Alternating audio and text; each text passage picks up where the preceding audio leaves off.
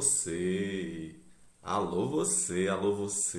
Mais uma aulinha de história do Ceará, história do meu Cariri. Olha a imagenzinha aí, a história do Padre Cícero. Vamos aqui bem didático, com calma, com coerência. Essa aula vai ser um pouquinho mais demorada do que as demais, beleza, gente? Porque nós vamos falar de um conteúdo muito massa. O Padre Cícero Juazeiro. José, nós vamos aqui abordar tudo? Não, vai ficar algumas coisas para depois aprofundar. Então, falar do Padre Cícero é caminhar ao entendimento da história das suas raízes, né? É falar dele, do jovem Cícero Romão Batista. Cícero Romão Batista, que nasceu em 1844, no Cariri cearense, na cidade do Crato. Então, é um jovem de família humilde, com mais um nordestino, de pai trabalhador, da roça, agricultor, de mãe dona de casa, que tem a bênção e a ajuda de um padrinho que o patrocina e ele vai estudar na cidade de Cajazeiras, na Paraíba, aqui pertinho do nosso Cariri, faz divisa aqui com Cariri, com a cidade do Barro, ali nas proximidades de Barro, a cidade faz divisa com a Paraíba, tranquilo? E aí, logo em seguida, ele decide entrar no seminário, quer ser padre. Ele vai para Fortaleza, estudar em Fortaleza. Gente, percebe só a ligação de Cajazeiras com Fortaleza. Antes, para você chegar até Fortaleza, era preciso você pegar um trem até Cajazeiras, para depois vir para o Cariri a cavalo. Olha que viagem muito louca. Que viagem muito louca. Beleza, gente? Então, nessa perspectiva, ele vai estudar no Seminário da Prainha, em Fortaleza, ali nas proximidades do Dragão do Mar. E ele não vai se ordenar com a turma que ele adentrou. Por quê? Porque ele já era diferente. Ele já se apresentava como uma figura que gostava de assuntos ocultos, espiritualistas, e a igreja, o clero católico, não achou interessante. Vão lá conversar com ele, vão lá fazer uma análise até que ele é liberado e se forma, né? E aí ele tem sua ordenação no ano de 1870. Minha gente, o que é que vai acontecer com o Padre Cícero? Depois que ele tem a sua ordenação, ele retorna ao Cariri cearense, a sua cidade natal, Crato. E aí, o que é que acontece com o seu retorno? Ele fica ali como padre auxiliar, ajudando algumas paróquias, dando apoio, etc. E tal. Até que no Natal de 1871, o capelão Padre Pedro Ribeiro, ele convida o Padre Cícero para uma celebração num sítio, numa fazenda chamada Tabuleiro Grande. E aí o Padre Cícero vai naquele Natal de 1871, celebra ali uma missa, né? E aquele local vai marcar a história do Padre Cícero. Por quê? Porque quando é ali em meados de março para abril de 1872, logo depois do Natal de 71, em 72, logo no início ali de 72, Padre Cícero, com sua família de Malicuia, vem habitar a fazenda Tabuleiro Grande. Conta-se que ele sonhou, né, com Jesus, e Jesus dizia que ali seria uma nova terra, uma terra santa, uma terra prometida.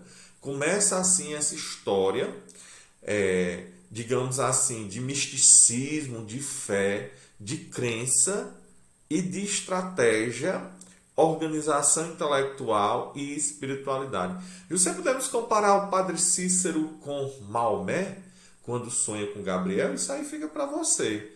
Podemos comparar o Padre Cícero ali com Mateus, quando o anjo anuncia a Maria?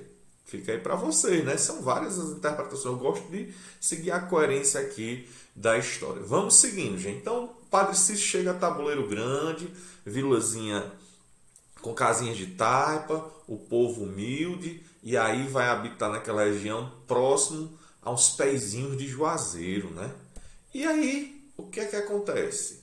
Ele começa a sua vivência religiosa. Lembro-vos que é importante aqui analisarmos ele tinha uma vida de catequese muito popular. É aí onde aparece uma diferença interessante na história, que é você comparar o catolicismo popular com o catolicismo romano, né? Aquele catolicismo popular, essa vivência messiânica, por isso chamamos de messianismo, certo? Onde o padre ele acolhe a comunidade, ele visita as pessoas, os doentes, leva a Eucaristia, ele faz batizado nas casas, ele tem essa vivência de comunidade com a linguagem popular, ele faz celebrações com a linguagem em português, porque até o Concílio Vaticano II, as celebrações elas eram em latim. Então o povo começa a ter uma vivência comum de comunidade com o Padre Cícero, e muitas pessoas começam a se aproximar de Juazeiro. Aí na imagem você vê a entrega da hóstia a Beata Maria do Araújo, e aí não é o primeiro milagre do Padre Cícero, segundo alguns pesquisadores e estudiosos, né?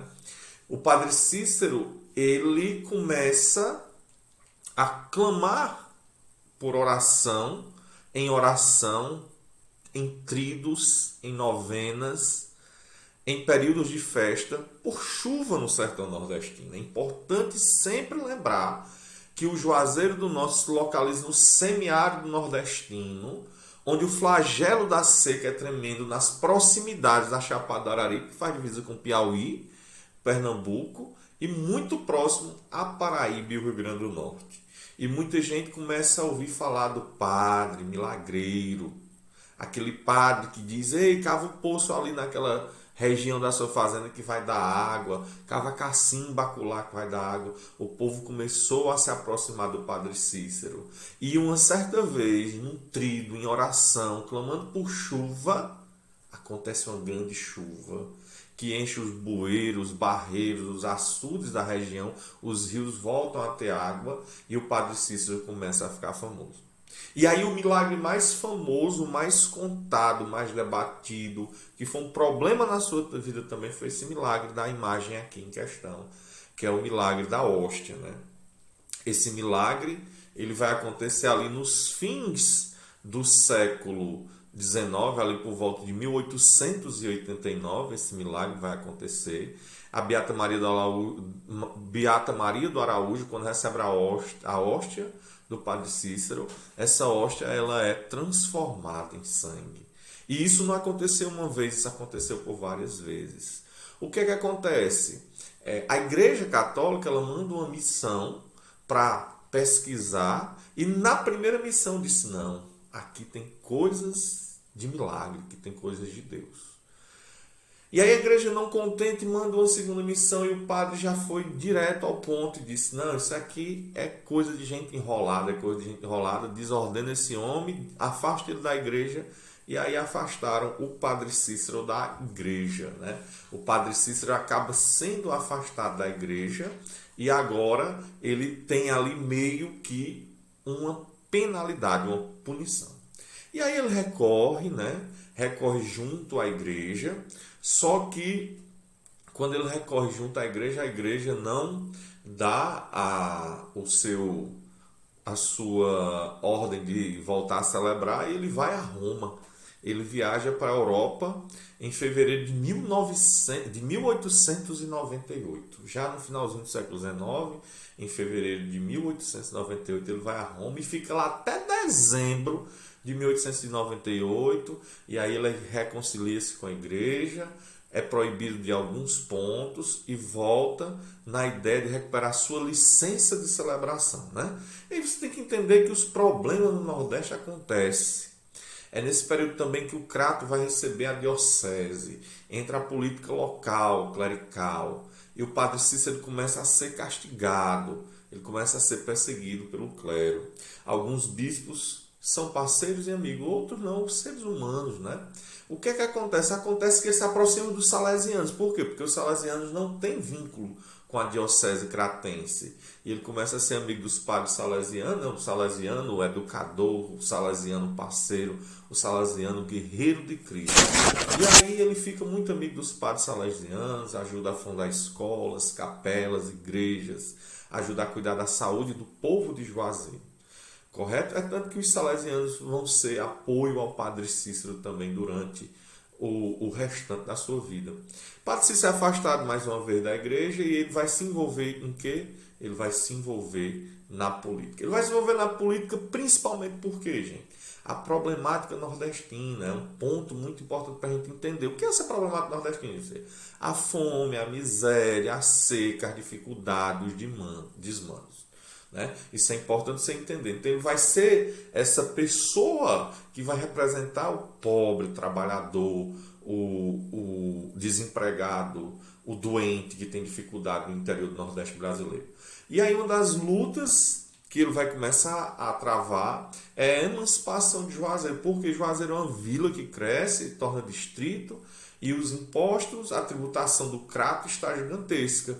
Então, ali dia 22 de julho de 1911, o Juazeiro se torna independente e Padre Cícero é nomeado, aclamado, o primeiro prefeito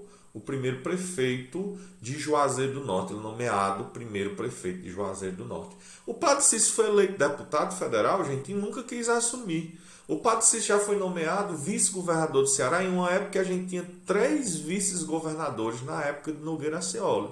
Então ele teve essa vida política não porque desejou, mas porque havia o respeito e a consideração, e ele tinha a nomeação e assumia quando podia, agia quando não podia, nem participava, como na questão do deputado federal, que ele não queria morar na capital da República, que era o Rio de Janeiro naquela época. Né? E aí, José, o Padre Cícero na política das salvações. O que foi a política das salvações? Né? Um movimento da história do Brasil, ali na República dos Coronéis, onde Pinheiro Machado, junto com Hermes da Fonseca, se envolve aí numa ideia de eliminar pontos de coronelismo no Brasil e alinhar a eles essa nova vivência coronelismo. Tiram Nogueira Arceoli, que era o grande coronel, governador do Ceará, eleito e reeleito, comandado tampão com uma pessoa ali no lugar, tiram ele, depõem ele e querem agora o que? Eliminar a força do Padre Cícero ali no interior do Nordeste, no Cariri cearense, no sul do Ceará, extremo com a Paraíba e Pernambuco, com Piauí. E aí o Padre Cícero, para se sair dessa política de salvação, do castigo que poderia acontecer com o Juazeiro, ele monta um pacto com os coronéis da região. Nós vamos já ver quais são os municípios que vão fazer parte desse pacto dos coronéis. Já a gente vai ver aqui, né? E aí ele reúne, chamado também de Pacto da Paz por algumas pessoas, para que todos unidos em nome de Nogueira Arceoli, vinculado ali a Fórum Bartolomeu e ao Padre Cícero. Então, o que é que acontece? Franco Rabelo é nomeado governador do Ceará, se apossa de uma região do Crato e quer destruir o Juazeiro. Isso é por volta de 1913. Isso vai ser o quê? A chamada Guerra 13-14, que vai culminar na sedição de Juazeiro. É uma guerra que se vincula muito a uma guerra entre Crato e Juazeiro, mas essa não é uma guerra de Crato contra o Juazeiro. Na realidade é uma guerra entre os rabelistas contra o coronelismo no interior do Nordeste, a figura do Padre Cícero, que era aliado de Nogueira Arceoli, amando de quê? De uma política das salvações a nível nacional. Não é uma coisa que vai acontecer só no Cariri, no Juazeiro, quando o Padre Cícero. Acontece no Brasil inteiro. Percebe isso, gente? Então, os rabelistas, eles não conseguem adentrar Juazeiro porque o Padre Cícero constrói a tática de guerrilha. Ele cava um túnel ao redor de Juazeiro, que ele vai chamar de Vala da Mãe das Dores, né? A padroeira de Juazeiro, a Mãe de Deus, e diz ali que o inimigo não vai adentrar, e não adentrou. O que é que acontece? O exército rabelista se cansa, se enfraquece, Padre Cícero manda recadar alguns amigos em Alagoas, no Pernambuco, no Piauí, no Rio Grande do Norte. Eles vêm em socorro do Padre Cícero, montam um batalhão e rumam a Fortaleza na ideia de depor Franco Rabelo. E aí ele vai, depõe Franco Rabelo, tira um Franco Rabelo e coloca um novo governador do Ceará. Outra polêmica também que envolve o Padre Cícero, que o Padre Cícero envolveu, é a questão da Coluna Prestes, né?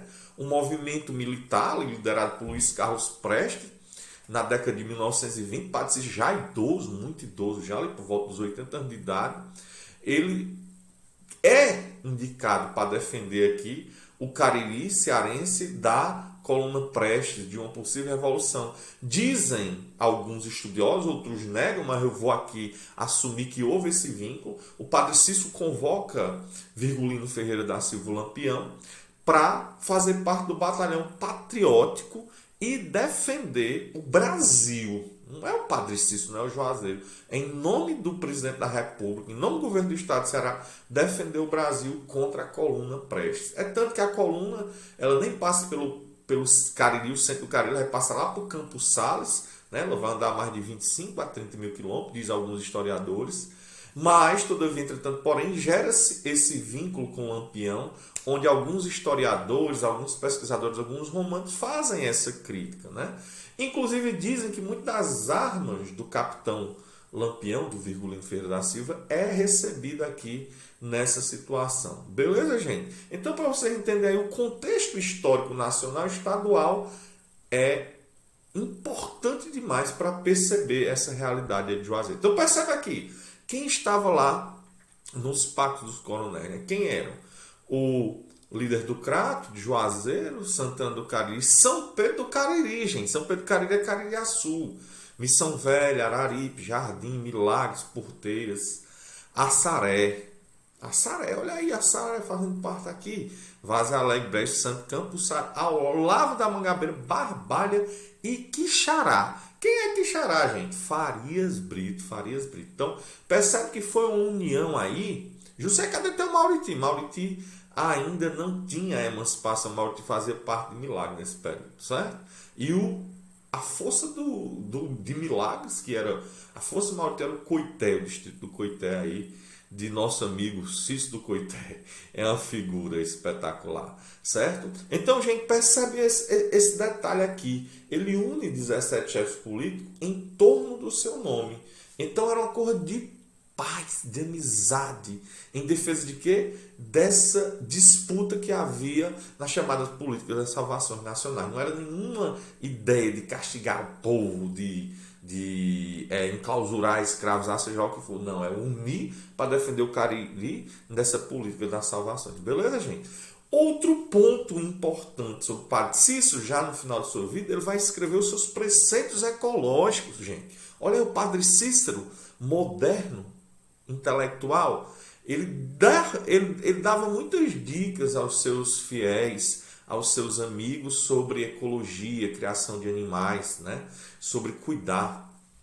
Tem até uma música de Luiz Fidelis que é bem interessante mesmo, que é aquela, oh, meu padim, se o senhor... Aí bem pertinho, deu um recado pro Pim, peça para os homens reflorestar. A Serra do Horto é um cartão postal. Pois se voltar os pés de Joá, volta os passarinhos. Se inspirado em quê? Luiz Fidelis se inspira nos princípios ecológicos do Padre Cícero, de dizer que não derrubar a mata, nem as árvores, não tocar fogo na caatinga, no roçado, não caçar todos os bichos e matar, pegar aquele só para comer. Orienta uma coisa que é básica, princípios importantes para a sobrevivência, para a natureza, né? Como todo ser é mortal, Padre Cícero vai chegar a falecer aos 90 anos de idade, né? Foi um clamor gigantesco no Nordeste brasileiro, no Juazeiro, no ano de 1934, né? Padre Cícero vai morrer já idoso, fraco, um pouco afastado da política, um pouco esquecido, mas ele deixa o seu mau legado. Como diria Padre Murilo de Sabarreto, Monsenhor Murilo de Sabarreto, já falecido, o maior milagre de Padre Cícero é o Juazeiro do Norte. Aí, a nossa entrada, o Triângulo Crajubá, em uma forma de coração, na Praça do Giradouro, né? O Juazeiro noturno, com grandes arranha-céus, o caminho das ruas do Horto, e ele, essa figura santa para muitos, essa figura paradigmática para outros, essa figura polêmica para tantos. Ele, meu padim, devoto dele eu sou, fiel eu sou, apaixonado, encantado por sua história eu sou. Está aí muito do que viveu o Padre Cícero, e outros assuntos mais trataremos em breve. Um forte abraço, gente, e até a vitória. Tchau, tchau.